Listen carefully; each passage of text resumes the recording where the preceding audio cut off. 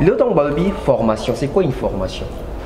Formation, biso c'est quoi Congolais? Parce que biso Congolais, aux yeux de l'autre commission de ndenge na biso mo. Biso formation ngio la sake. Mutu l'autre na l'accès nyoso. Non, c'est pas ça une formation. OK. Na peso li solo moka. Est-ce que Cristiano Ronaldo na Messi avant ba qu'il y a un centre de formation. Ba ba robeta ba na ba venite. Tant où Fabregas ça des missions na ba français. Tant on les la chaîne. Au moins au côté ba eh Fabregas maintenant côté français ça va. Quand je m'en attire attention à la mission Fabregas en français. Qui Fabregas bien, bah lapsus c'est rebelle la carte wana. Donc les autres j'adore bah que Koffi Olomide. Grand Mopao.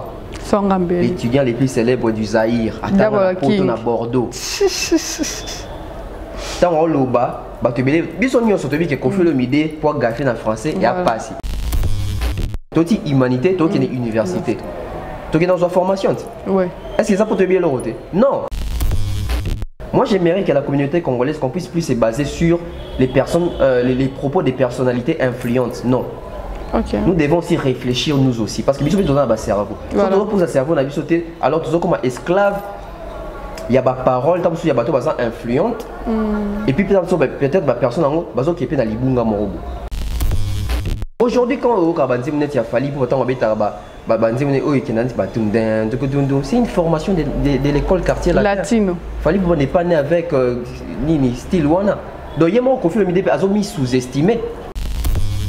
La prestation de Dinos Bina Côte d'Ivoire. Au devoir qui est en commun. OMB et Dieu. Pour la prestation de la Côte d'Ivoire, j'ai dit encore félicitations. Pourquoi? Parce que l'artiste a album et tout le monde Azo Tambola. Il est en train de travailler. Azaki na Tchad na festival Moroana. Azaki na Cameroun. A fait DP Awate apparemment. Azaki na Cameroun. Azaki sous souvent puis. Mali, si je me trompe pas. Là ça coûte un na faire na Guinée. Na Tanganywa. Na Guinée. Et Arzan na Côte d'Ivoire. Un artiste qui est professionnel au Ayebike. Bah fan na ton un album, ton ba un CD ba kinga na et yembe na reproduire parce que tant ba ya ba ni ba originalité et donc ba CD. Voilà. Ba royate ba ndio yoko oyemba neti yote. Hier je me disais ah geza obo ça album azo banga kuta na terrain falite. Hein?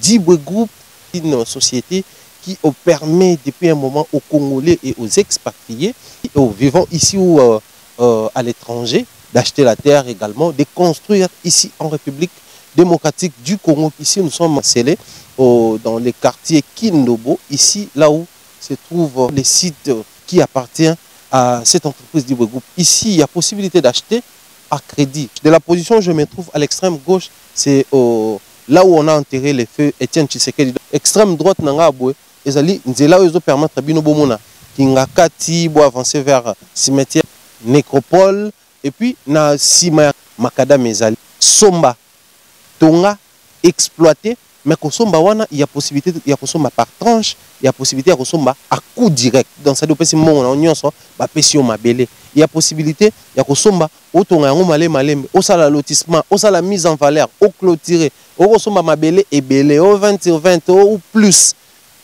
Tout y est. Il y a l'eau, il y a le courant parce que boyebi ke koto loko la basala mozolé donc courant comme nango facile. Bon, nous avons des terres et des espaces à construire, à exploiter na commune à limiter, na commune ya Mongafula na quartier Mboudi quartier également Pompage Kintuka. C'est à vous de contacter l'entreprise Dibwe Group. Nous demandons à tous les consommateurs de la bonne musique d'aller consommer sur YouTube la chanson Baleine Bleue de l'artiste Céléo Scram, la chanson dédiée à Lisette Mbaki. Une très belle chanson, donc allez consommer ça.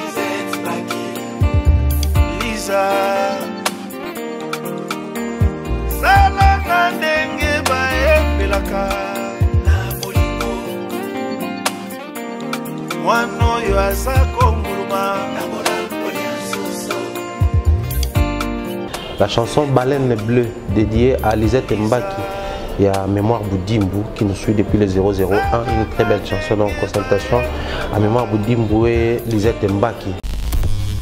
Bonjour et bienvenue à tous nos abonnés et non abonnés d'Africamba TV, la maison de l'excellence. Je pense que vous allez bien. Moi de ma part ça va. Naebi qui est manqué bino tellement parce que n'a pas mal de messages dans les réseaux sociaux nangai.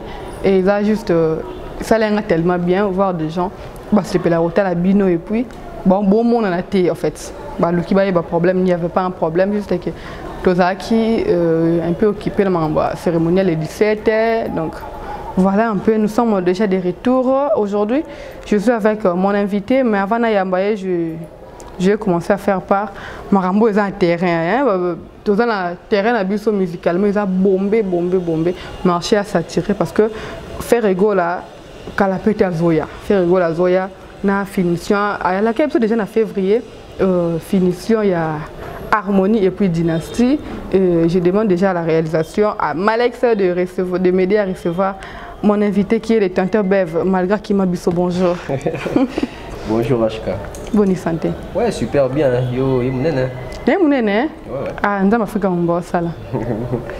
Là, c'est que ça va manquer. Ok. Maintenant, un message m'a dit, ah, tout le monde sur notre date, c'était n'avait qu'à bobé ban. Ok. Bon, c'est là. N'avait été sur bobé ban dernier. Bon. Ouais, bon, on est tout bon. Ben voilà, fallait pour pas. Il va retourner sur le marché en 2022 avec 3 projets réédition des jeux à Kalaté. Ouais. Je crois fin février, début février. Voilà, la réédition est encore des albums ouverts, Rumba. On a encore qui? On a Gez Mawete, le 21, signalé déjà qui est encore. Tout Fongolé là, porte. On a Fabre Gaz, des délogies disponibles à la plateforme Union sur téléchargement, annoncé sous Kalaté. C'est un projet urbain. Et puis, Moellon. Générique, Mikolo Mazo Tikabiso tenté na générique et puis à un concert le 12 février pour nous fêter 10 ans de carrière naïe. On a encore Déplique Pomba mon compte de musique qui Bolo c'est disponible dans la plateforme de téléchargement tout consommer. On a encore Inosbi album naïsa disponible mortel 06 auto continuer qu'on consommer et dans le terrain déjà. On a encore qui? On a Robin Mundi l'homme de Kulumba Kata Pongi Kulumba ils ont bêté jusque là. Très proche, ils ont la consommation, on a encore qui Vibrateur, c'est pas sorcier. Album, moi, tantôt Bev. Apparemment, il va le bel hein. Bon. Mais l'album, bombé, une belle chanson. Très belle chanson. Nassina Yo qui déjà album, il y a Vibrateur, ok. Et Bandé, ça bien à Kati. Si quand on souffre de ce qu'on a problème la musique na biso. Problème aujourd'hui les artistes il faut pas ça les fort ba créer puis na ba fanatique na bango moko. Voilà ba fan base na bango. Aider bango na ba œuvre na bango ce qui est bimi. Voilà. Pourquoi? Parce que à l'époque oui on a Viva la musique quartier latin BCBG na maison mais ça 4 orchestres na Congo so ba betinde ba bayoka. Voilà. Mais après tant ba fali ba faire ba comme peut que so beti musique na yo. Mais apparemment tout le monde a un système en micro. Donc comme il y a des fanatique nae, faire un fanatique nae, confiance en fanatique nae, JB tout ça. Moi bah jeune bah bim moi si ka bazana na ba fanatique té. Baza plus na ba mélomane car c'est la musique. Si quoi bah artiste et puis il faut pas se mettre à jour. Par rapport il y a des textes na bango par rapport à nini public et lingi. Voilà. Les lots Vibrateur album j'ai croisé qu'il y a un mois si je ne me trompe pas. Mais apparemment c'est comme si l'album est bimaté. Et puis il y a une promotion, on ne sent pas vraiment qu'il Vibrateur. Il y a parce qu'avant il faut pousser tout ça est-ce qu'il va porter parole les bazar au point. Est-ce que ça fait ça comme il se doit. Mais tout cause la pète promotion makambuté parce que œuvre sur les habits péganga ya moko. Voilà. Et bundé on a terrain. On a plusieurs exemples facile. En 2020 si je ne me trompe pas, tant où Yopé original et Bimanga. Est-ce que il a les canaux dans la TVT? Il y a un bundé sur le terrain vu place et puis il ne soit comme pécolé kakoloba. Donc et là sur les habits ils ont encore bien. Mais en tout cas c'est le projet a bien mais artiste c'est pas la mouka. Voilà. C'est pas seulement Vibrateur même qui bien affilé. Oui. Bien affilé pas sur album positionnement. Mais tout la vérité en termes de album penza toujours senti penza tech. Apparemment tu es un tu as dit bosso. Malgré ça n'est pas concert parce qu'il y a un concert tourner toujours mona. C'est bien. Ce qu'il faut retomber ba tourner en exemple on a banzem ya kalato. Ça banzem na kalande toujours maintenir. On peut tant côté peut tant papa chirando do ba qu'il faut evrendi.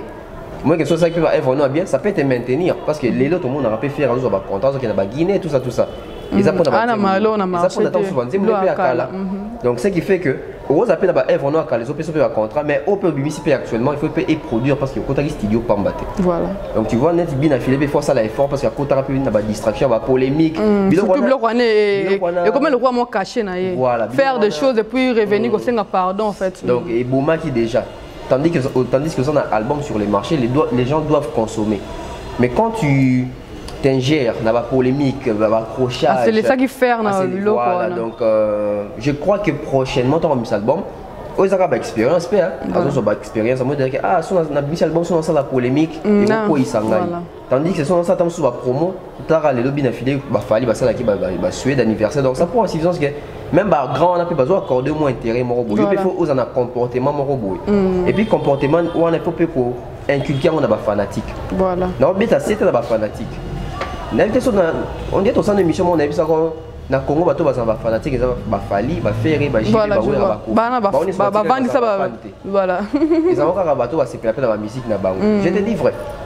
Pour on dit que bato na ba fan lelo. Tout ça quand temps wa les alarat. Au moins na coin au moins bato ba beta ma couche pour na jibe na wera. Au moins na ngote. Voilà dans Bev Isaka était peteka. Sur le terrain tu as appelé na Celo Scrum. État d'esprit tu as nzembo lokwa tika biloba loba. Retourne ngulu ndeke baleine bleue berado lupemba kanisa yete ma plus belle rose mato imangongi ikena Calvin elengi. Voilà tous on a terrain encore vraiment bombé avec nos artistes musiciens. Tanto Bev 10 ans de carrière de Maestro Fabregas et 10 ans de carrière de Robin Omundibs. Trop absolument la profondeur parce qu'on aura le temps de décrire 10 ans depuis la banque na minute place ba komi. Mais deux artistes sont trop meka comme serait bango. Nana zo évoluer bien. OK. Très belle question, question moi aussi en réflexion peu belle parce que on a vu qu'il nous a peut-être un moment où on réfléchir même bateau ba ko réfléchir à travers ba commentaire. Déjà pour dire que Robin Omundibs et Fabregas, il a 10 ans de carrière, donc ce qui fait qu'il y a 2012, il a déjà copain. 2012, 2022, ça fait 10 ans. Nanya a évolué bien la carrière jusque-là. Je dirais les deux, ils ont évolué bien la carrière na bango. Si vous avez des critères, autant sur le chat, est-ce que vous déterminez ce que vous avez déjà, si vous avez déjà 10 ans de carrière à Robinho, Fabregas, au moins Fabregas, il a déjà, je crois, 5 albums sur les marchés, la carrière. Ok. Mais si vous n'avez pas Robinho, il n'a pas d'album en 10 ans.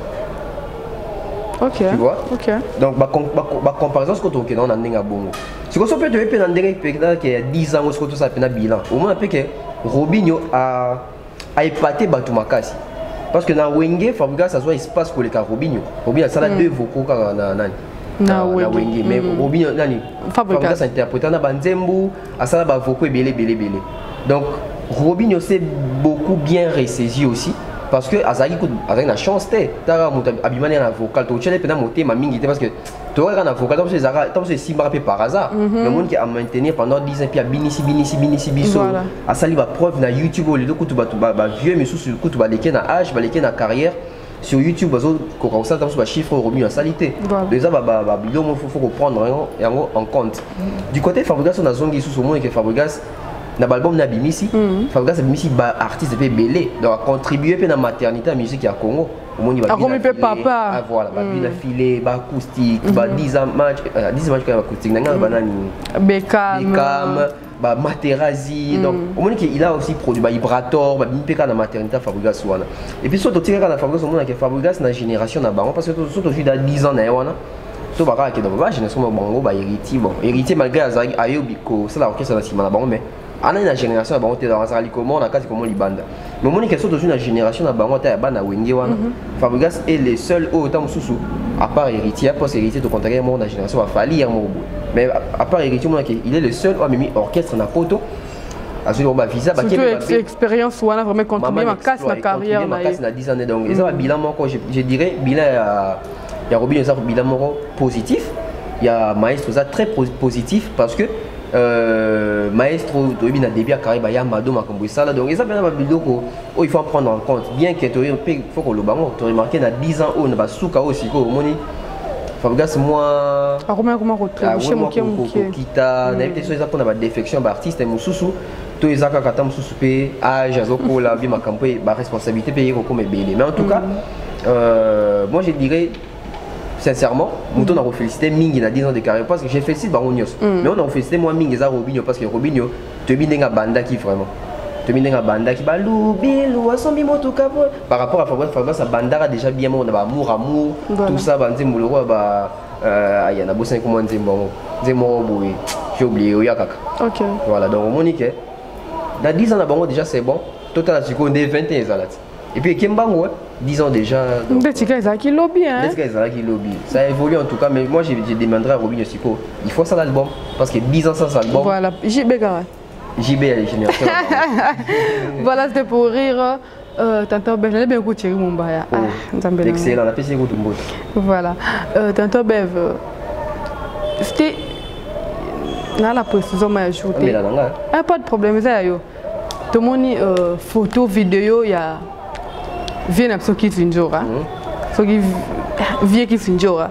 Leader américain, na carte avion na première classe na héritier Watanabe. Vidéo, c'est ça que l'on dit quoi prendre nouvelle one. Une personne, ça lui 27 ans dans le milieu musical, à finira, l'obelaka, soutenaka, et puis Richard, ça lui plaisir au na poto. Voilà, moi je pense déjà, dans le une émission dans la qui normalement, sauf que nous sommes amoureux de la musique congolaise. Hein? Tous on n'a pas dans la bolingo dans la musique, on va contribuer et belé dans ma caméra l'obela artiste. Voilà. Elle a été avec JB, il a tout, elle a pour un mois à vieux. C'est à moi, il y a Christine. Hein? Elle a contribué à ça pas JB, à ça Kofi, à ça Fali, à héritier. Et puis et aussi les lots, chance et sourire à Kepoto. Sur ces points-là, déjà moi je suis content quand même parce que il a ici.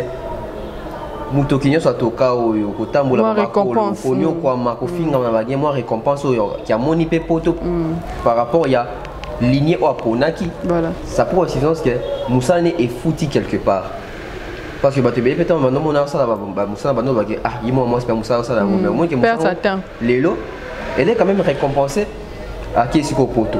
Mais au monde a que bah tu belé si quoi bazo n'ingaba créer une polémique. Il faut trouver basiko. Est-ce que ça quand batouné bazo n'ingaba créer une polémique ou bien bango peut pas concerner bazo na boule ya polémique na mutu na ba. Oui bah ça là on a boule moro boy. Parce que tout le barrage que batouné bazo créer. Tant se fait bango moro tant basa on fait baby qui to créer. Et lobby ça. Pourquoi? Parce que na on a ba page tout ça surtout la chaîne YouTube Elenia Congo on a que comment fallait ce sont a mingi na ba vidéo qui c'est genre. Voilà, moi je me demande aussi ils n'ont même pas de lien à faire. Voilà, c'est quoi les rapports, c'est quoi les liens? Parce que surtout à analyser, fallait qu'il s'y je crois, ça fait 12 ans que tu es en depuis 2011 ou 12 comme ça.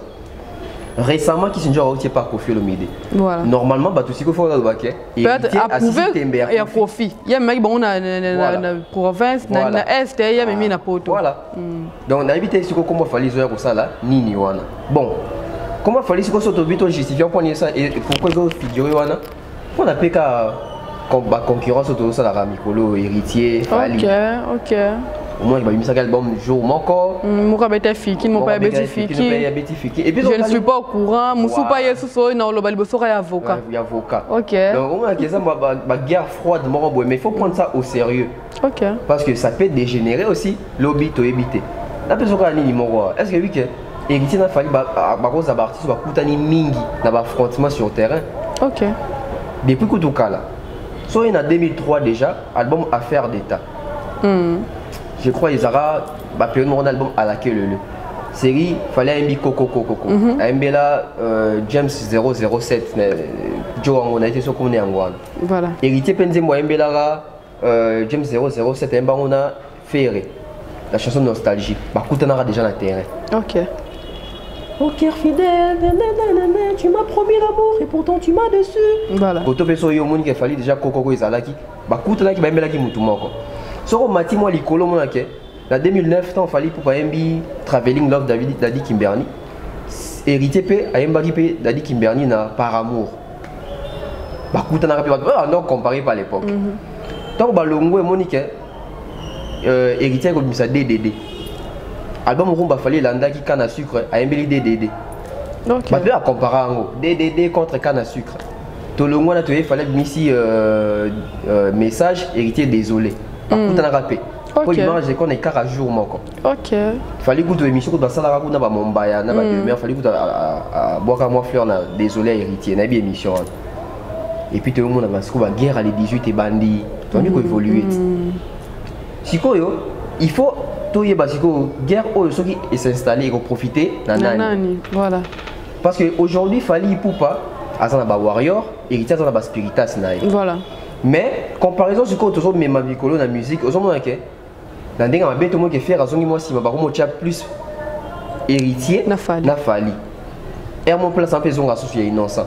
Mais tous en ont héritier. Maintenant, on doit se poser une question. Est-ce héritier a amené Kissinger en a poteau juste pour récompenser ou bien il y a un intérêt caché? Ok. Tu vois? Parce que pour photo, il a fait année, héritier a fait album. Voilà, héritier a vu sur 2022, a Zobimisa album. Projet mon réseau. Et puis en 2022, au cas où il fallait Zobimisa album. 3 projets. Ce qui fait en sorte que le coup a déjà comparé à déjà pour la guerre dans les 18. Année au pétant on comparer n'importe quel album héritier n'a album il a fallu. Ok. Et aujourd'hui sur notre communauté congolaise, surtout dans YouTube, tu as posé que Barti tu vas bimisa rana, biso te Barti vas en posé que tu vas bimisa, ba lobé la bango. Parce que ce bon lobé ça pour une suffisance que vidéo on a et tu as fait quand même promotion quelque part. Et tu as la maison yokana. Héritier c'est qu'avec ces terrains là déjà sur mimien a fallu. Alors, on a des difficultés par comparaison et belé. Pourquoi déjà? Parce que Fali, en termes déjà de popularité, notoriété, belé, avant la place. Voilà, avance. Alors, ce qu'il faut au côté tabac comparer à Fali, il faut zapper bien assis pour zapper un argument défendable. Héritier à Zazobaté, héritier bandi ma musique, les autres héritier biquet. Na ma musique, c'est un bateau à l'Obaka. Alors, convaincre un bateau qui Kissinger a fait partie. Sors-moi, côté les Cambono, vraiment, ça va être un mois. Voilà. Tant que Kissinger m'a créé, le monde va maman château ou soit l'inga soba bête. Ma comment créé qui n'a pas été temps qui n'a profité en fou comme je t'aime Rwanda n'a pas fait sa nationalité. Mais qu'on a ça choc. Héritier qui celui qui a les mots marketing, mon père bon contre pétant son adversaire n'a direct. Ça va aussi choquer les camps adverses. Et pour mieux choquer aussi, Kissinger il fallait bien. Quoi ni n'a touché. Quoi ni n'a touché les warriors. Apparemment, Péka a voyagé sur notre bœuf. Est-ce que bah proche ou bien bateau bazarane héritier maintenant bakenda pour tout? Est-ce que bah sali moi qui est toté? Te bako ça te proche héritier nati dadi mo la to Francis Diba ya to ba okaka la ceinture on a bakenda pour tout. So ba monsieur non nga clean ça fait le kuta. Ok. Le kuta. Ya to vandi tana mo ya libanda o. Le lokuta on a besoin jour à semaine. C'est quand moi est-ce que bimara samedi la dimanche. Francis Diba na dadi mo la ba l'écran na TV on qui défendre miage mi démon. Vraiment. Oh, Kissinger a tapé sur Arafat, il a senti que moi beau, il a tapé sur une émission, il a pire. Mais bon, on va dire qu'il n'est pas dans le plateau, dans le RTG, etc. Bon, défendre mais quand on voyage, je me dis, j'ai vu nos motos qui sont dans 4 orchestres dans binoté. Parce que Dadi Moana n'est pas effectif, il y a groupe, il y a Team Watt. Team Watt, oui. Mais moi, qui va juste Kissinger, Bakenaï. Si on va dire, Dadi Moana est compétent. Héritier Watana va dire que la guerre, il y a le baba, assez outillé. Ok. Mais c'est comme ça. Héritier Ngazoua, Kissinger n'a pas Roloba. Est-ce que Kissinger maîtrise les milieux musicaux actuels? Ok. Ou bien ailleurs on le barra mambo taper à l'inda l'eau. Si on a et bimisa siko héritier moins professionnel. Pourquoi? Parce que moi les bisons n'avait de temps sur artiste sur quand comme tout ça ressources à Kinto na Congo. Le monde nous regarde. Les lobes ivoiriens, les Camerounais, les Congolais, les expliquer comment Makambo les canaux communauté na biso. Moi-même il y a des gens moi tellement le roman va comprendre comme le le bon français là. Voilà. Maintenant tu penses que quand Kissinger va commencer peut-être à venir défendre Héritier Watanabe avec les arguments qui ne tiennent pas, des arguments qui tiennent peut-être pour nous les Congolais, tu comprends qu'en termes il y a guerre. Mais ce que argument ils ont tenu en termes étant il y a vente, il y a téléchargement, il y a stream. Est-ce que Kissinger maîtrise ces plans là? Vraiment. Est-ce qu'elle maîtrise milieu là? Attends, il n'a elle so yebi mi saka pour la monnaie. Il n'a elle n'a yo. Elle n'a yo ça va bruit. Na tantine Christine. OK. C'est quoi yo? Ce que ozui na angle par exemple ya Rolobaneti héritier a récompensé Kissinger, c'est bien, mais pour quel travail, pour quel but? Pour quel apport? Tu vois? Quelque part ils en ont bien. Kissinger a mais est-ce que Kissinger a des poto et hier ce qui se passe que milon super attends sur héritier activité tant sur sentiment qui se joue la vie ah d'amito ce qu'on est va minga il faut t'absonner attaquer quand fallait. En fait, ils ont tout à tabatin, comme le quoi redéfable. Comme il est redéfable. Voilà. Album héritier en 2022 qui se joue va défendre ça. Voilà. Nandé moi on s'en a raté. Mais si quoi bateau bazo l'ingatam suba côté ça que oh héritier si tembe a fallu pour qui se joue à ça les pas fallait mais pour toter. Mais quand qui se joue à travers chez Fali. Ils a qui Fali à Neni. Voilà. C'était les Fali qui pouvaient assumer bon à même mutuna poto. Fali à 2006. OK. Il fallait à 2006. Il fallait à 2006 parce que Nassina Liambo a fallu pour 2006. Les gens à Lemba côté à boulangerie, mon toza va master n'est pas reconnaissable. Oh voiture a fallu, tu as beau thème. Voiture a fallu, tu pousse un tobé dans la filtre va fongo là. Tu sais un bon à pièce sur $20 to Kaboul à l'époque. Si qu'on fallu en 2006 on est ce qu'on combien mon pote. Si qu'on soit pas condamné fallu bon, il faut pas être hypocrite. J'ai bien piané et Kofi Olomide à l'époque, c'était déjà bien assis, bah non mais maintenant pote, point de ma mémoire qui signe en pote. Tout le monde que c'était la mauvaise foi. Bah, bien qu'ils sont mais tu milliers ou bien mais tu es un homme en bon ça la bien été. Donc les logico il faut qu'on ait un bateau basé dans un argument solide pour défendre et puis qu'il y a une objectivité. Tu vois aujourd'hui dans un maîtriser ma stream ni so. Les gens aujourd'hui nous traitent des profils pourquoi? Parce que tout le monde actualité musicale. Normalement. Les musiques les autres on a stream dans téléchargement. Ba mission congolais belé na mutu na bango bazaka na makamki ya tika cédé na victoire aleki na nini ya fingi aleki na chaîne na biso mambo internet wana te voilà biso mambo internet wana te mais les on est ko d'actualité les artistes en moment na quand abi ke ngapa makambo internet eta langa te quand na même émission ko artiste abi na plateforme boke déjà la plateforme o tina so bato na kwani. Voilà, nous sommes avec Tonton Bev. Je crois que jusque-là, tu as avancé malembe. Vu que tu as déjà dans Kati, tu as mis le problème à Paris. Parce qu'on dit que c'est un jour qui dans l'aéroport, dans Gogan. Tu as un discours héritier Tenaki dans l'aéroport. Héritier qui répond indirectement à Kofi Olomide que Werason est un formateur. Ok. Voilà. Il avait répondu indirectement, sans indexer une personne, mais qui est formé pour un grand formateur. C'est une chose, à la maison mère, il y a une formation qui est là. Débat, on est un formateur ou non? Est-ce que ça tient vraiment? Oui, que si je me mingo. On a calondio kanengai. On a bien dans nos manches. Ok. Moi sérieux. Moi makamuya. Il y a des formateurs au Nyoso. D'abord, c'est pas ça les problèmes. Les problèmes, c'est d'abord la langue française. La compréhension de la langue française. Ok. Moi, je toujours, les gens au Congo, tu vois, les artistes à Maïli, les députés à Maïli, les ministres à Maïli. Pas forcément pour le français bien. Juste peut-être parce que tu as complexé déjà des barres le français. Tout le monde a bien. Voilà. Ok. Est-ce que oui que Lélo Nandé m'a bêté. Félix Oazé a la peine émission en français. A relevé à 3 fautes en français dans 4. Est-ce que tout le monde a voté? Pour te dire que c'est correct, maïel et tout. Na plus ça mon anecdote moi moqué. À l'époque, tant où Fabrice a une émission en français, tant on les calcule la chaîne. Au moins au bout de la hey Fabrice maintenant côté français ça va. Je m'en attire attention à l'émission Fabrice en français. Vous comprenez que la comprendre que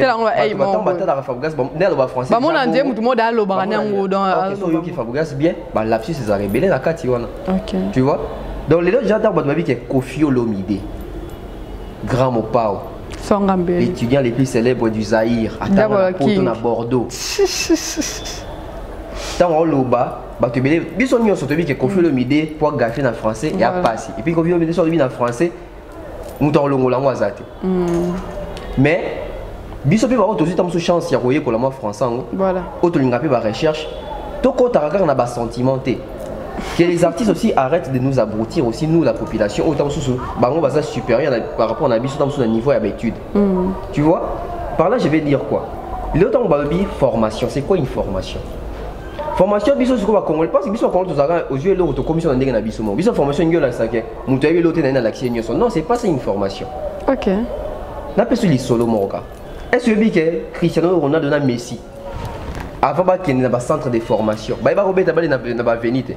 Oh, bandano bleu mo ba quartier. Ba quartier. Mais bah je suis là bas. Bleu mo da quartier qui place mo ba cadre ba baxer les sous. Mais pourquoi quand ils ont été recrutés, batini ba on a ba centre de l'école de formation. Ingela ça qui ba ba l'autre. Ba l'autre déjà ba bina ba venir. Si on a centre de formation ba l'action qui était, mon y passe sous OP c'est faux fond la licolo. OP ça passe na misa pia ma côté, OP ça passe na plat du pied. Si on a frappé au salabo, si on a enroulé salabo, j'ai d'équipe et salabo, bazo formé yo. Biso tant que naraba, touti ninyo, touti humanité, touti université, touti dans une formation. Oui. Est-ce que ça peut te bien l'autre? Non. Ils allaient déjà que. Tu as quelque chose. Non, quelque chose. N'a pas le français, n'a pas calculé, n'a pas compter, n'a pas ça mon discernement, ma camarade, n'a pas au coma. Mais quand je vais à l'université, c'est qu'on va former un selon faculté naponais. Voilà. Par exemple, si on a une communication, on a en mathématiques, on peut faire formation. Et en mathématiques, c'est élémentaire, quand statistique, on a de 8, mais on a une licence. Bon, c'est basé. Voilà. Donc moi je pense que même Koffi Olomide, je crois que ce problème, si c'était Moko, ça peut aussi les servir. Ok. Pourquoi? Parce que Koffi Olomide les gens de bon à monter sur le biais local, bah tu belé bazoa karo, à leader d'opinion. Il faut éviter mon bavure mususu, ils ont rabaissé. Ok. Est-ce que bon, je ne sais pas, est-ce qu'au film d'avant ça va sortie médiatique, est-ce qu'il a aussi peut-être une équipe communicationnelle autour de lui pour à tout qu'est-ce que je peux dire, qu'est-ce que je ne peux pas dire? C'est ça ici les problèmes. Aujourd'hui, l'artiste a fait une émission, il y a une sensation, une émotion. Avec les leaders, voilà. à gérer une et puis tu dis que l'idée la plupart mingi va s'abattre tu. Bayo karaté. Tu dis hey, ngai fona loba, oh il y a le binde yango. Quand on a Koffi Olomide, bah vient sous il y a ba réédition. OK. Tout ça c'est mon bon naturel. Voilà. Alors ça la retouche c'est un succès ou bien ça la réédition c'est ça les problèmes. Voilà. Donc aujourd'hui tous les gens été complexés pour tout le monde français, mais surtout la source na possibilité de repousser ma canne musique. Non. Koffi Olomide a réfléchi, réfléchissons nous aussi. Oui, Rasson c'est un formateur. Koffi Olomide c'est un formateur. Koffi Olomide c'est un formateur. Bano baya, bon banate. Artiste est au baleka na quartier latin. Tant bazara dans le quartier latin, est-ce que bano beta ba rumba, tout bano beta banze mune si ba rumba ya quartier latin? Non. Bah bazo idéologie quartier latin. Bah qui formé selon quartier latin. Selon quartier latin. Aujourd'hui quand au banze mune ya fali pour tant beta ba c'est une formation de l'école quartier latino. Fallait que vous n'ayez pas né avec Nini style wana. Donc il y a mon Koffi Olomide a mis sous-estimé. Dans la bande on va aller dans le quartier, attention ici va banzer mon abango. Dans la bande on va dans wenge. Est-ce que banzer on va kokana? Et kokana raté. Mais comment kokana siko pourquoi? Parce que bana wenge va comme on va beta chacho. Chacho l'école Nini, il y a l'école quartier latin. Donc Koffi Olomide c'est aussi un formateur en correspondance. Ok. Donc, tout le monde a été dans un contre Moutou, comme c'est là où nous sommes habillés. Non. Oui, Rasson, c'est un grand formateur. Bilson, Yustoyebi, Batebele, Bauta, Banda, comme Soupé, Bauta, Pédabor, qui sont sous la brillante. Mais tant qu'on n'est pas. Oui, Rasson, senti. T'as net ta miel de sur le balaté. Vous m'en êtes oui, Rat. T'as la cacole. Ce sont des formations. 12, et ça, ma formation, ma vidéo qu'on y a sur. Attends, on a détourné l'émission. Est-ce que nous avons une formation? Je t'ai dit. Parce que ça peut être mon ça analyse ngamoko. Mais quand une personne aussi me pose des questions, ça me forme aussi comment je vais commencer à me défendre devant une personne. Ce sont des formations. Moi j'aimerais que la communauté congolaise qu'on puisse plus se baser sur les personnes, les propos des personnalités influentes. Non. Okay. Nous devons aussi réfléchir nous aussi. Parce que nous avons un cerveau. Si on pose un cerveau, on a vu sauter, alors tous comme esclaves, il y a des paroles, il y a des personnes influentes. Et puis peut-être ma personne en haut, qui est dans l'ibunga morobo. Donc voilà. Donc tout ça permet il y a un salon à dire il y a on fait déjà influent formé par Rasson. OK. Fali Poupa, il est un produit du quartier latin, il a été formé aussi là-bas. Vu que nous parlons d'héritiers, non, c'est pas quelques mythos après pour naïe. Quand on a interviewé un ça sali à l'aéroport, elle va tourner sous question sur Marambalobe que vous avez déjà un projet autour de ça pour quelques temps au lancer ce lot pour renforcer un bisonio sur le canisa qui que azoboa qui la fali azabimisa qui te cause de après so nini ya m sanzoto ok nzoto là qui n'a qu'à réédition na explication après ce aéroport moi je dirais que peut-être on a manalo la fali théâtre bref bon pas tout basé car biso la héritier bi Alobeli Fali. Ah d'accord, tu as raison, tu as complètement raison. Moi dans la communauté na biso lelo, na habité hein. Moi plutôt qui manque ça pour les bon. Donc quand on parle de notre artiste, directement on voit la tête de Fali. Pourquoi? Je ne sais pas pourquoi est-ce que c'est comme ça. Biso de bien que tant on initial le baki bongo, alobeli Fali. Maintenant on a contacté na ba recherche. Na monique héritier va t'en bimisa le 18 décembre, fallait pas bimisa le 18 décembre. Il y a tout le monde qui na janvier. Voilà, na janvier. Une partie. Na janvier bimisa deuxième partie album mi-démon. Mettons on doit qui va bimisa na agitation. Na meka on t'a la peine à Candria, fallait na monique Fali et là bimisa ils arrangent nzoto. Et puis tu bien ils na un projet à réédition. Ils na projet à réédition. Et puis bon, peut-être sorry andor lobela Fali.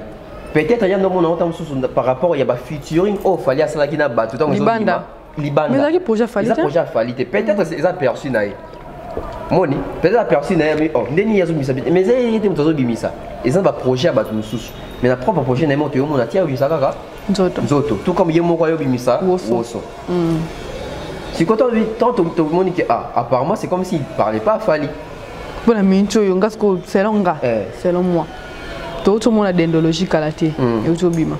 Mais né de zawa à part concert Fabrigas il est en février des projets monsieur Zoya. Générique moellon a nié que c'est. Il a projet mon ouvert. Donc Fabrigas a mis agité. Tout quoi le babon c'est un héritier. Si quoi il y a mon héritier puis quand a même discours en gros. Alobi c'est que il pas de ça né bongo. Ah oui alobi que bah tu vas bim ça va bête va garder visibilité le bongo. Il peut vu qu'ils a le moins bien. Il peut donc héritier pas combien agité. Mais il y a mon tête ça qui moana ngate mon qui na héritier il y a tout dans TV que baba agité. Mais pour une agitation bon regardez là. Moi tu as tes mesures 07. Ah bah il est à vrai tellement non héritier c'est parmi les artistes on a ligne. Il est comme bien affilé. Donc quand il y a une chose à l'obaron directement. Et puis ce que j'aime avec héritier même si Boyo kana raté il va citer ton nom. Voilà, OK n'est pas éteint. C'est ça que j'aime avec héritier. On m'a bakalo l'obana muté autant comme on a été. On était content à comme ça le grand. Voilà. Parce que autant à comme au banga. Voilà. Combo naï. Mais son temps donc c'est comme on a tout aller à mutu. Tu vois? Donc c'est qu'il faut comme agiter. Vous venez hein. Comment ça peut au kokana? Ah. Bon moi c'est na kokana héritier. Moi c'est na kokana Fali. On est battu na kokana naï. On a bon banal na kokana na kofi. Oh. Donc tu vois? Donc ndé balwa yelo ka bien balanda kaka. Artiste logique en habité logique en envoyer qui sont des bis album fanatique on vend daté. La musique marche avec l'actualité. L'actualité c'est aussi être dans les réseaux sociaux présents. On a plus exemplement on était sur cette émission on a Bodou Gebenayo. Fali pour ça un succès les lots. Mais on a tout le temps Instagram na publié. Pourquoi ta photo mon boué? Attends, tu vas tirer un commentaire. Attends ça maman bende. Est-ce que fallait maman bende talinga na yo? Donc non. Donc non wapi. Est-ce que fallait sombeli moi na Monique elle tam sous téléphone to sombeli moi jouer mon est-ce talinga na yo? Mais pourquoi il fait ça? Parce que je sais que même actualité na ka muketo même le qu'on a muké wana. Et maintenir ça permet d'être en contact avec ses fanatiques. C'est ça que nos artistes ebélé doivent comprendre. Ngalelo c'est presque chaque jour. Avant ça, l'émission, on a toujours Instagram. Chaque artiste. On a publié l'eau. Nous avons publié 7 jours passés. Longtemps comme artiste en côté. Ça fait 2 semaines, il ne publie pas. Même Basto, il a chaté. Attends, on a ça sur Instagram. C'est quel comportement artistique? On manque un méga, Tony. Ah. Non, non, non, ils ont compréhension à milliers, papa. Parce que mon gars Instagram, dès que je publie, au moins chaque publication, ça quelques nombres d'abonnés. Ça ajoute toujours. Voilà. Et ben d'arabatou. Et ça fait quand on demande un single, ou bien album, mais aujourd'hui c'est single, on peut sur album ou bien ça. Là, mon taïba qui a l'illuminé, Monique, n'est-il pas trop projet sur Gafa Bugas Taïba quand tu mets des logiciels qui te mis sur Gafa Bugas Taïba. Dernier projet n'a pas qui album. Voilà. Parce que quand on a des exemples précis, artiste a rose sur un album n'a pas de rumba. Tant que sur mutumo bazar à tant sur na Mali to na Éthiopie yé rumba déjà qui parle en autre mais na ba single na tamso beti afro pop mo boy Mali na linga afro pop a découvrir on afro pop il va vouloir s'intéresser artiste ngo asaka nze mo ko toni ameka beta tu moni chaîne a découvrir na banze abi asaka pe stylo style ngo peut bien c'est comme ça qu'on gagne les fans c'est comme ça qu'on gagne les abonnés donc artiste les faut ba lamuka héritier donc on a rejoindre quand il y a ba agité il s'allie bien les agités du Congo ça lit bien. Et ça lit bien. Parce que... n'a percé non tonton Bev. Autre d'abord le bon mais je m'aimerais expliquer un peu sur ma casse. Comme ça projet après 3 mois. Est-ce que ça danger pour un artiste? Comme ça projet après 3 mois danger dans pour mois temps hein, dans 3 mois pour 3 mois pour projet mon bimar. C'est un danger. C'est aussi bénéfique. Danger pourquoi? Parce que au un album par exemple Neti la personne Neti au mis album noir rumba. Voilà. Album noir rumba bah yo kana bango oui qui est bien. Mais par exemple mon artiste est moro boé a bêti style moi musique moi libanda retomber dans ma revenu pene lié. Yo bimi na monde na yo OK Hollande artiste na yo peut bêter le moi mbango mbango. To bêter le no mbango mbango. Bah tu vas se focaliser sur le no mbango mbango parce que balingi style wana ndé yango des à jour. Entre temps ton album. Parce que projet nous il y a bimi si wana et ça n'a même pas 6 mois les cas. Mais l'album ils ont contenu tu as sacrifié ça. Donc c'est un danger. Mais bénéfique aussi pourquoi? Parce que là comme artiste va le cas net héritier mon do artiste va bim ça va ça JTT. Ce qui artiste ça inspiré plus que Bino. Est-ce que ça a faute là? Parce que l'inspiration va quand en côté. Biso tout ça bah émission moi penser l'émission et qui est bien. Mais actuellement il faut mettre un peu aux actualités. Voilà. Et ça peut bénéfique. Pourquoi? Parce que inspiration na yo. Artiste soit dans oh, tu dis terrain tel mais le reçoit un terrain à minute voilà. Donc comme ça peut être 3 mois, ça ne dérange pas. Ils ont inspiration non. Les problèmes les arraqués, tout à score est tombé dans l'autre. Parce que ceux qui bimi bongo après 3 mois. Ce pas parti qui peut c'est que yo mo faut zonga moto be fait na vendre nanga. Mais ce pas parti ba consommer ba somba on kaka. Oh c'est que bimi ça no coûte attends un jour après. Pas comme vendre ça structuré. Et t'es go bimi so vendre ça ngam so bongo. Voilà, tantôt Bev, parlons un peu. Tu vas finir autotune bazapi.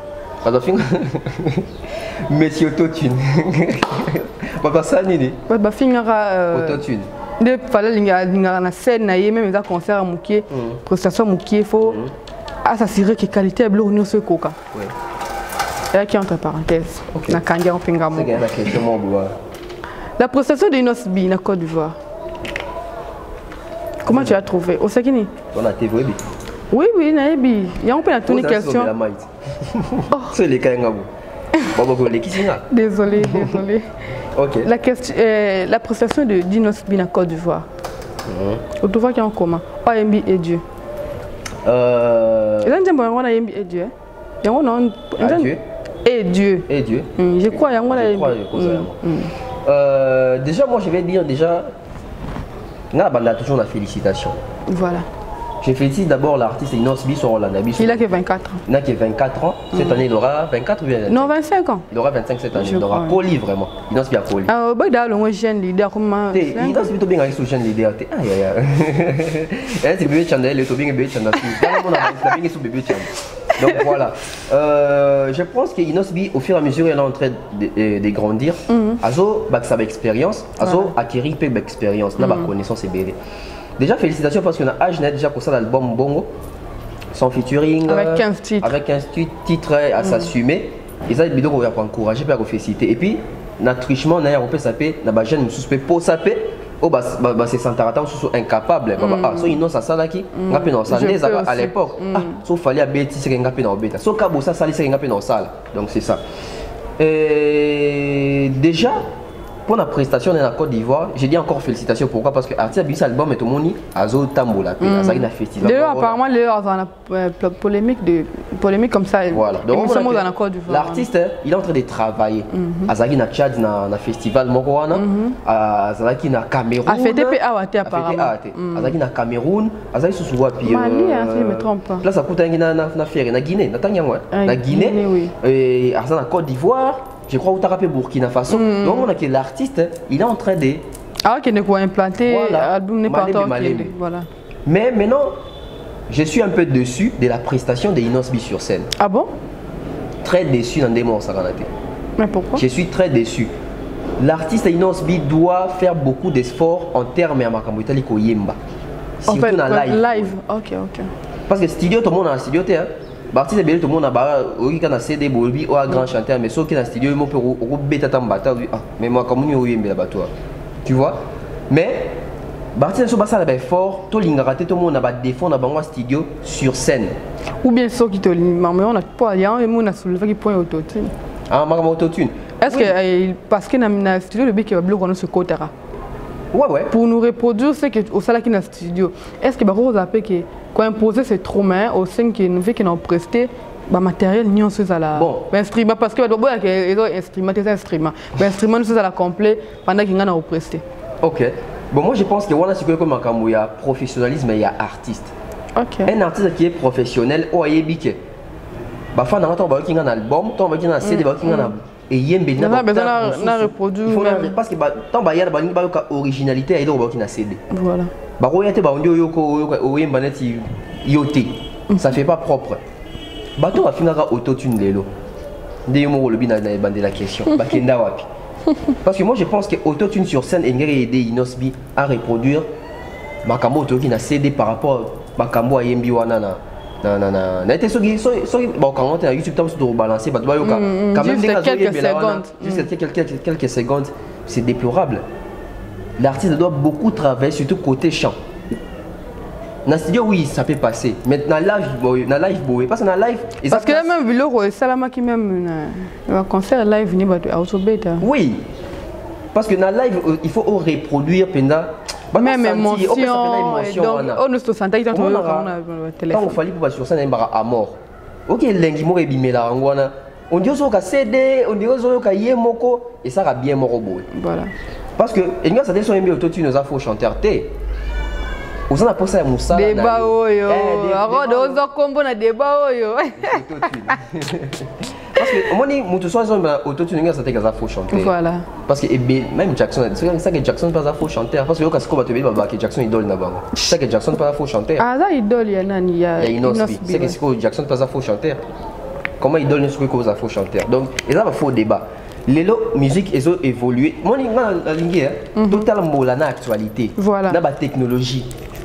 Technologie elle micro ils ont c'est entre parenthèses ça juste parenthèse membre actualité wana webi ke to moneka bat ba TikTok mais mon pas ou pas que TikTok tala siko ta mu da ko que TikTok au tara lien na Facebook ba ki s'abonner à TikTok une personne azo non en fait azo dépendre de l'actualité pour une génération déjà présente. Félicitations à Kofi Olomide. Donc, il y a génération news sur Instagram, il est sur Facebook, il est sur YouTube, à côté TikTok. Voilà. Donc, Kofi Olomide a la génération news. Et après, quand on il y a vu qu'il y a un Kala, il y a 60 quelques générations. 66 ans, il faut souligner. TikTok, 66 ans. Mais dans 66 ans, on a 30 ans, on a 40 ans. Tant que on a TikTok à Zate. OK. Azana mais peut-être visibilité peut m'oroter. Mais à travailler. On est lelo na le bon gars, c'est choqué bateau. Ah, tout mon cinéma bon gars. C'est beau inera. Parce que lelo fallait pour partir c'est bien balinga était pour rêver ça bateau bien. OK. Nani? Si on a le moment fallait na soira réseaux sociaux lelo sur et rêver ça partir c'est bien. Il y a un parti c'est bien puis balinga puis réseaux sociaux t'es sur bête ma solo. OK, abiso bloc wa te biso obeta de. Ça est on changwa. Parce que quand les aki tu fais une émission en dako boy 12h dimanche tu vas dire tu t'as pas mamie là moi t'as joué à son aleki. Ben qui bien mon boy. Exemple rappelle ça. En tout cas toto beta penza Côte d'Ivoire, Bukana qui mire. Image exacte. Marabone si là. Son dimiga. Marabone si là. Voyez d'ailleurs au loba. Faut ta da vidéo déjà. Yo mo mitala nan. Parce que so buka ite royate. Ouais, marqué tes parties sur ça. Ah oui, bah sur scène mais mi so pas y paika na public. Quand t'as nazo snapper ba quitter vite comme. Ou bien conseil va pesi. Oh de muta. A filmer publicité. Nga quand ça téléphone on ça filmer. Eh artiste ça mo. Bébé en fait, c'est bébé lenga. Lenga ne zara na concert a fali a fikir. Eh fali. Tara niveau public. Asengi ba kangi photo na public. Siko. Belenga bon. Donc faire autotune tonton Bev. Donc moi je dirais que Inos dit s'il faut tu autotune sur scène parce que Bilora bon tard en Côte d'Ivoire baby que na Congo il y a des grands et bons chanteurs. Ba Ferry Bazali. Ba tout va force à rater ba Fali pour ba yemba ba déplique ba yemba ka miel de son ba voix makasi. Si autant ba baby que un artiste congolais vient chanter bah on s'attend il doit même faut pas ba yo kabilo ko ba yo pas Inos wana ndenga ba bête. Bon, ça va pas bien bête. Bon, attends, on a dit et puis n'invite pas les arts en Côte d'Ivoire, bilo bois ça va. Et quand on a pu Fabregas c'est moi et le moi. Ah, Fabregas a béka ndaro bela. Ah, ya ndo bela. Ah, my bande nyoko la Raymond Dambo. Ah. Ça va? Elle est ma casse. Voilà. Ils sont moi muto ça et donc à Monique a bien taillé ça vient que la saga pena et takenga. Bon, ton dimaka version na ye choix exacté. Ah, comment on appelle parce que et pas mon passo la produire en ya bien. On a vu na Côte d'Ivoire battre Carabiso. Ah, non bon monter. Donc voilà. Donc Inosbi, il doit vraiment beaucoup travailler du côté chant. Et puis pour l'album il y a Inosbi. Ton nouvel album n'est son album il y a Inosbi, moi je pense que album ou au sein d'Ambalasima. Pardon, il faut ça va featuring. Pardon. Il a en fait moi aussi je me demandais est-ce que ça la 15 titres yé moko alinga ka la capacité na yé ou bien non il y a ma capacité. Oui peut-être ma lo bande kangi bon parce que il fallait dire la featuring. Bon il fallait bon inabiso. Non en fait et ma lo ba bango on dit ko bango en fait. Bilo et mais surtout mais on pas fallu pourquoi parce que ba fanatique na bango batali saramando qui va fallu. Batali ça so batali ça pas faire mais on trouve des exemples à faire. Tu peux ça comme exemple. Oui bah on comparer ba mi ba. Inosbi il a été induit en erreur par ses propres fanatiques. Okay. Et aussi, il faut souligner la majorité des fanatiques de Inosbi, ce sont les fanatiques d'autres artistes au Balingra qui se sont ralliés derrière Inosbi. Mais quand ils viennent comme ça, voilà, ils ne viennent pas avec les buts seulement de soutenir Inosbi, ils viennent plutôt avec les buts de nuire Fally Ipupa. Parce que s'ils venaient aussi avec les buts de soutenir Inosbi, ils allaient soutenir Inosbi en tout et pour tout. Aujourd'hui, il y a plusieurs chroniqueurs, plusieurs journalistes qui recevaient Inosbi dans différentes émissions pour peut-être clasher sur Fally, parler sur Fally, contredire Fally sur quelques propos. Combien sont ces chroniqueurs là depuis qu'Inosbi a sorti son album? Il y a même dans l'émission, tout il y a ta promotion même 2 minutes. Ok. Même problème avec Céléo. Voilà. L'émission est belle, ça là, au moins tout le monde balanda bayamba bazwa parce que baby qui a clasher c'est le moment boy. Il faut le voir bien, baby qui a clasher Fally. Baby qui makambu ya ba audio héritier tamso ko lobelango ndenge audio ebimaro ba faire musenzi donc baby ke bidon qu'on attend mais quand l'artiste a continué à studio sali œuvre sali travail il on est relobela vraiment yango abimisi album nae abimisi na conférence boyete c'est quelle maturité ça la minute chose comment je demanderais à Célo Scrum je crois qu'il y a hôtel angai Mr Poutine à se ressaisir. Ouais, il doit se ressaisir. Si vous avez une émission, il faut lobela l'album. Si donc, il y a des fois comme au sein vraiment qui invité to lobela nin à briefer émission d'engo cause parce que même si eux ba clash wana je voulais faire autre lobane ku no bonté ba clash wana ils ont profité n'a rien album na yo. Est-ce que la album c'est le MB na malage featuring na malage batou bayambaka pour clasher des gens d'autres musiciens pour clasher batou bosala ba musala moko combien déjà basali promotion nzembo na yo bazate donc faut de nos artistes pas polémique moi ya buzo ba polémique ozo bazo va profiter nango voilà tara na kaza album MB asali to ba na cadre ya osika asali réédition orthotanisme na déplique tu vois à revisiter donc l'artiste a vu ce fond la misou se mettre à jour dans makambu et belé même Inosbi sur son prochain album il faut pas le capier à travailler puis na ba ingénieur voilà parce que avec son frère comme peut-être moi monotonie comment stagner en fait et puis moi j'ai conseillé Inosbi quand il monda no ba que Google Ads c'est ça ma bête en tout cas ba clip de Obi Massima azongi la Google Ads c'était un défi aussi, on peut dire qu'il fallait apparaître parmi la vidéo tendance. Tout le monde qui apparaît parmi la vidéo tendance. Ça pourrait aussi. Non, c'est pas un lot en gros. Fanatique, il y a une autre on peut aussi figurer parmi les tendances. Voilà. C'est quoi en termes de vitesse, il y a un thème où Google Ads. Na rend déjà tu es Inosbi n'a vu ça n'est pas 24 et 48 heures. Voilà donc prochainement Inosbi faut zonger la banane Google Ads na et ça publier carrière na moto plein droit ça nyo ça lingi parce que ça fait pas joli je pense dans le quotidien des millions t'es sur Tali non je ne crois pas il y a un mois sans des millions de vues je ne crois pas et puis ça fait ils ont annoncé album non et ça li kitoko et là ça moi ba déception moi boy ça li pena bien biso de ngato ba vu on appelle salami moi polémique peso mata ils ont alimenté et ça la rappelle bien 1,3 million avec 3 semaines quand il était mois les 26 un mois pour les 26 l'autre les 19 les 20 les 19 donc dans 7 jours comme ça un mois même pas des millions biloko esko eza biloko ba fanatique inosmi na yemo inosmi ba se remettre en conscience, ba se remettre en cause, ba ti Rolanda Fali. Parce que biloko nezo c'est Fali. Parce que bon quand ça temps fallait aka les warriors mais on va compter seulement les tendances. Bon va bouler que fallait on s'en pas avec bino kuna boko maté. OK. En ce moment fallait aussi quand. En ce moment ba warrior ba content. OK. Alors que ça va continuer la même stratégie na bangwana. J'ai aimé dans Nzembo ya Naomi Campbell. Au moins que je ma campagne parce que artiste on a vision na moro boepé mususu. Les leçons qui Davido so pe cote moi ali coller ça pour aimer dans Cristiano Ronaldo. Voilà. Les deux ils n'espèrent à même Naomi on peut poster en Instagram là. Combien de personnes au Balanda Naomi au Baby Kutu Congo té. Tant so Baby Congo pour na Inosbi. Et ça va point positif, il y a album. Mais sur ce, l'album prochain en tout cas l'artiste doit faire l'effort à zongane to yebani.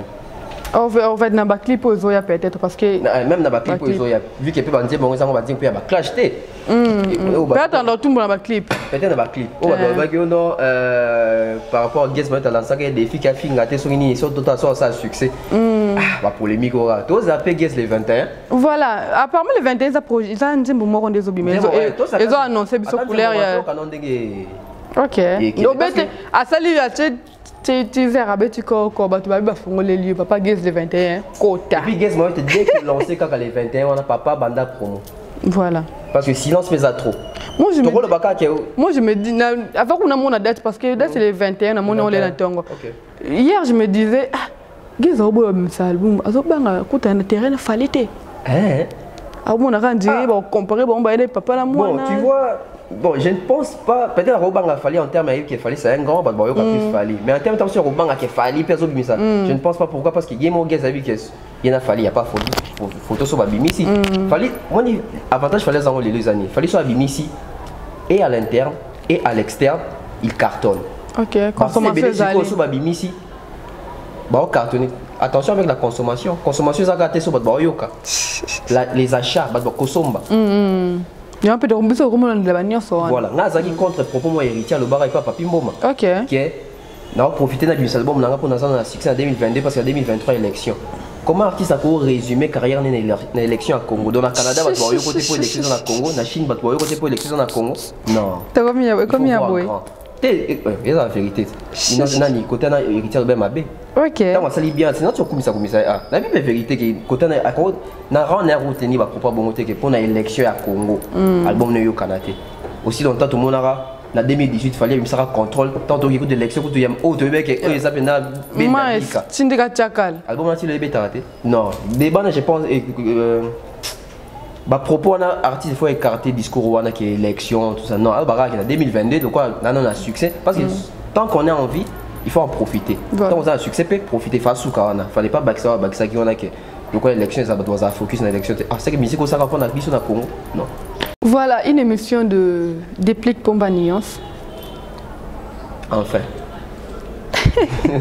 L'homme de Bolos, Nami Bolos de Kangi, TikTok, Abi Elengneza qui au Saline. Et puis on a casier. Elengneza qui on dit boîte une vidéo na boîte sur Bobby non. OK. Elengneza mon micro. Salle de bain. Ah. Abi a été passé le challenge dans la salle de bain. Ah. Musique yo. Voilà à Sali une émission il parle de à télé Kounia. Les souverains pontifs. C'est qui ni? Ça y passe au côté voilà vraiment. Na minute yo na télé. Na comparaison ya Sali. Bien minute à télé à élève. Ah. Bon. Azaki mettre calme la minute vraiment mettre les élèves à l'équipe. Bon, moi je pense déjà que Déplique, il faut ça l'effort tant aux les canaux dans l'émission. Alors il a plus bah œuvre naïe. Est-ce que Déplique a un album sur les marchés stabilité? Mais apparemment c'est comme si l'album est bimaté. Non, comprends tes parties de ce micro, l'album on comme les kabouika. On dit bon c'est un album bon moi non mais moi un jour mon wanga nyang. Eh. Adassa, il faut comment bouer. Oh, qu'est-ce que c'est? Album bimi au c'est en promotion c'est basé na ba clash na bloc moi zanga mutuna makolo qui ne te profite rien et bah c'est là où tu na carrière na yo parce que si tu prends déjà Déplique le Déplique azo lobela bolos pour simbi pour bêta mais à l'époque quand Déplique nous ando boya banze mo bina tant au robina no bisa ba générique ngenga Oh, il faut comment boy. Tu vois? Donc quand on revient dans le générique, on revient déplique bando baté, il y a générique faut rumbander. Voilà. Tandis que ça album rumba stabilité. Mais pourquoi ça do belamingi bolos? Parce que Simbi. Parce que Simbi. Donc il n'y a pas comme une sauter. Comparaison à la télé, bon, on est donc artiste, mais en tout cas moi je vais dire ceci. Kolobake ba voko onga na sala na maison mère, à télé na sala yangote. Bon, tous on a des contextes. Dans le contexte que ATL n'a jamais joué dans maison mère. Ce que tu as les cas dans la maison mère, tu as le bac, le bien, la logique, bah voko ya sali. Il est dans la salle qui a sala en voilà. Donc ATL c'est quoi habiter dans la maison mère. C'est que na terme on a comprendre que bah voko au déplique à sala et l'équipe va voko ya ATL a succès. Place ya za yango. OK. Alors que c'est faux. OK. C'est très faux. Très faux. Ça va vocal bien. Bien sûr, ça va vocal nion sur la déplique. C'est pour na ina déplique. Non. OK. Ça va vocal sur la déplique à maison mère. Bimi c'est kaka. Anissa e ma. Botu na rabat en Afrique. Yana ne yokana. Tu vois maintenant les problèmes. To linga ko baser musique na biso na ndinga Congo te. Voilà. Parce que tu vas au Congo, tu vis un sentiment pour le Congo. Mais tu vis Libanda Congo, Bitumba Libanda ya Mboka. Qui na ba Côte d'Ivoire, qui na ba Cameroun, voko ya télé wana. Na ba voko soit déplique. Ba tu na rabatu. Au devoir tonton Bef. Nzimbu ya Nisa, yo mbi na kati nzimbu ya Nisa. Voko ne yo kanate. Et puis na moni place mo déplique la vie non. Bateau ça va 100 millions de ceux 1 million de vues. Mieux on va vu on a qui est dans le stade à 1 million. Est-ce que le stade à 1 million d'abord dans mon qui les a là. Ils ont raté. Pour les artistes se voir ça sur boyko. Et puis et nous ça dit sur ça 1 million, il faut mettre un concert à 1 million de personnes parce que les gens qui te suivent là c'est pas seulement au Congo. Normalement. Nous sommes allés en Égypte, yo t'en dans la Ghana.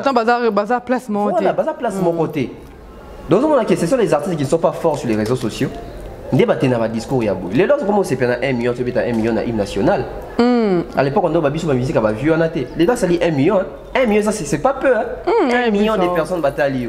100 000 10. 100 000 10 fois. 100 000 personnes 10 fois. 110. 110. Donc bah si ça ne veut pas changer le discours. Quand on passe à la télé, faites depuis qu'on a une bonne stabilité.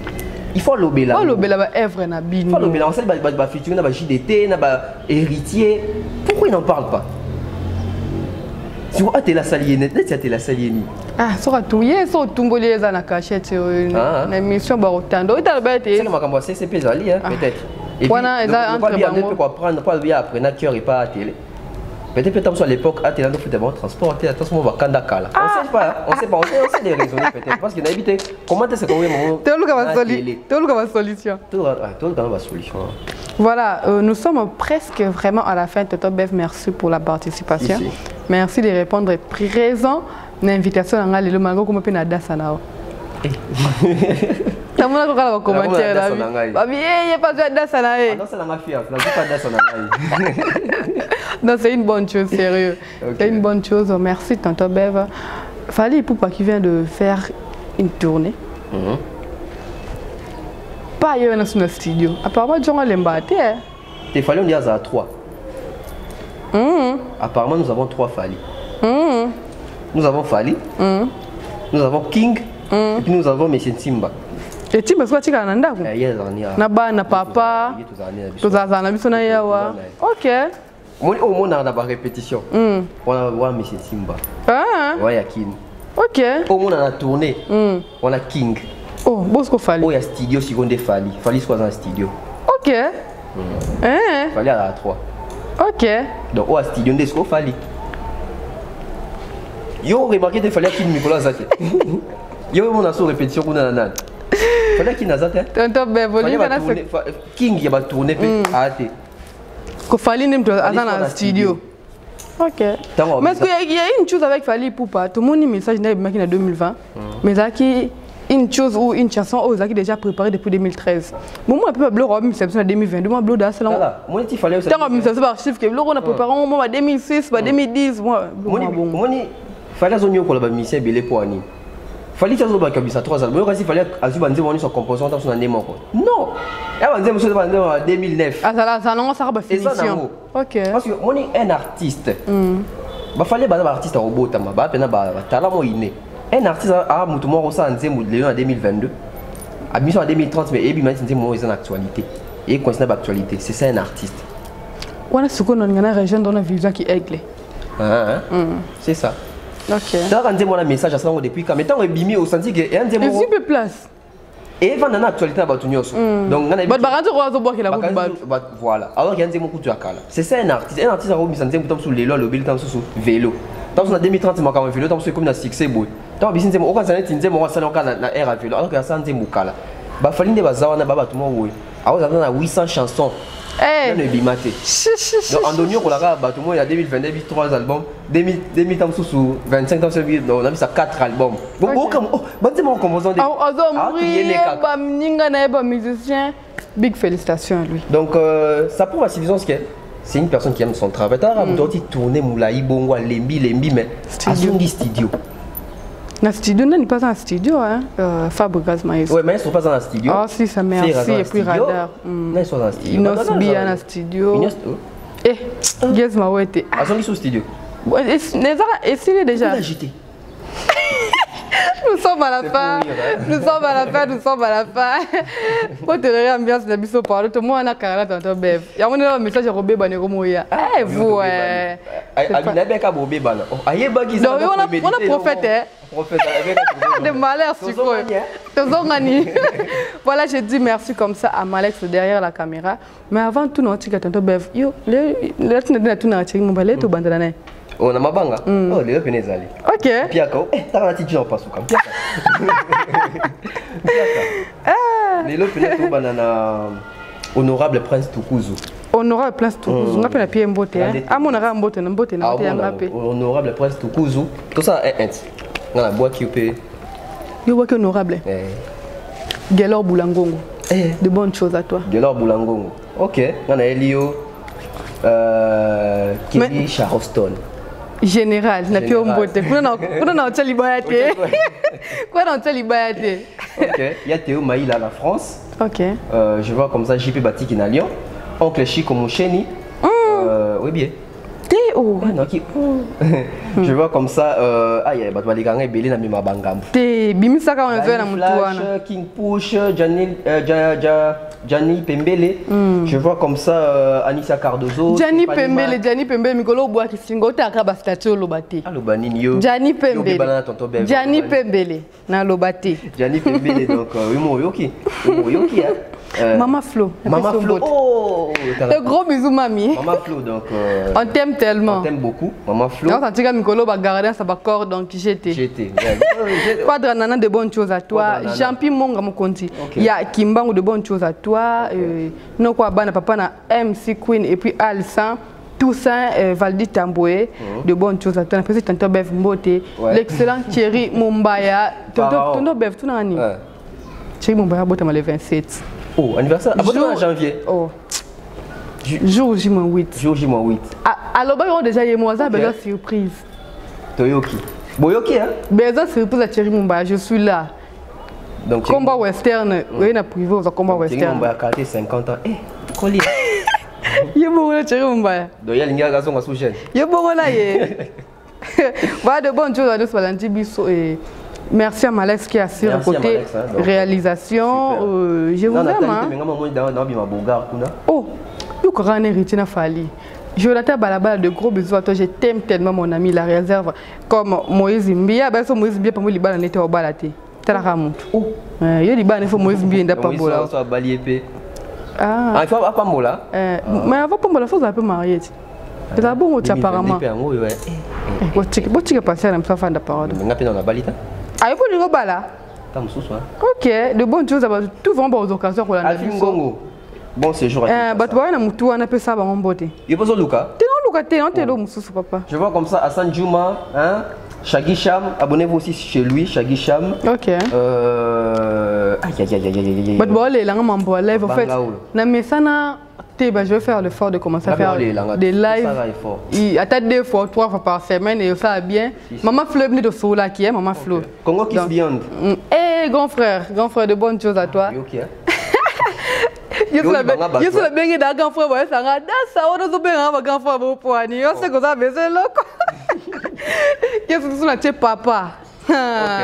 Mais papa na yaya. Faut le yaya. Tant na tu vas pantalon to boko mon ate. Tika papa mbongo loba ate tika. Attends, c'est à la fin. Nous sommes à la fin. L'argent ne parle pas. L'argent est mivé. Nous sommes à la fin. Nous sommes à la fin. Prenez bien soin de vous. Bah tout surtout parce que les bandes mboka na mikolo batu mingi. De bon rétablissement à Jojo Misemba. Mikolo zara ki o Covid des Kinga donc bo mi batte là. Tolinga vraiment ko tanga rabino puis ko yoka bino na bapel ezaka bien bo mi batte là surtout dans maladie au monde entier tolinga bozala en bonne santé pour que ça la bise bien. Abonnez-vous massivement sur Africamba TV chez Tonton Bev officiel Étoile Monde TV pour ça la bise sous canal pour des lives na Tonton Bev Tomeka non Tomeka tout bande Tomeka on a ba janvier on a février Tomeka bo sécaté hein. Donc, vraiment, c'est comme si c'était vraiment quoi. Faut s'écarter ton. Pas ça, j'étais poignée. Nous sommes à la fin, bye bye.